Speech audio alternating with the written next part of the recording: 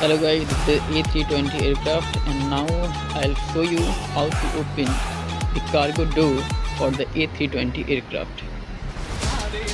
There you can see the press 1 and the press 2. This one, press 2. Now you have to grip the handle. With the second hand you have to hold this door like this. Let's come to open.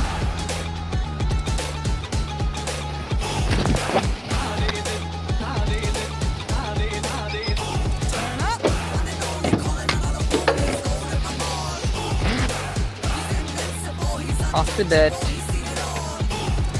open this panel, put in the cargo light.